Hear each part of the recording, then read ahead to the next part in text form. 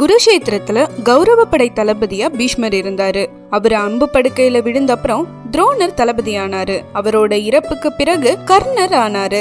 அவரும் இறந்த பிறகு அஸ்வத்தாமன் படைத்தளபதியாக எல்லா தகுதியும் இருந்தும் துரியன் அவனை படைத்தளபதியா ஆக்கல. காரணம், துரியனுக்கு அஸ்வத்தாமன் மேல இருந்த சந்தேகம் தான். மகாபாரத கதையிலேயே எந்த பற்றுதலும் இல்லாத எடுத்த நிலைப்பாட்டுல கடைசி வரைக்கும் சரியா இருக்கிறது ரெண்டு பேரு தான். ஒன்னு விதுரன், இன்னொன்னு அஸ்வத்தாமன். இந்த விஷயம் கிருஷ்ணருக்கு நல்லாவே தெரியும். அதனாலதான் அமைதி தூதுவரா வரும்போது விதுரன் வீட்டுல தங்கினாரு. இதனால எழுந்த வாக்குவாதத்துல விதுரன் தன்னுடைய நாராயண வில்ல உடைச்சு போரில இருந்து விலகிட்டாரு. ஆனா அஸ்வத்தாமனை அப்படியெல்லாம் ஒதுக்கிட முடியாது. அதனால அவன் கூட தனியா பேசும்போது தன்னோட மோதிரத்தை கழட்டி போட்டாரு. இத அவன் எடுத்து கிருஷ்ணர் கையிலே போட்டு விட்டான். பிறகு ஏதோ வானத்தை காமிச்சு பேசினாரு. இத துரியன் தூரத்திலிருந்து பார்த்தான். அன்னையிலிருந்து துரியனால அஸ்வத்தாமனை முழுசா நம்ப முடியல.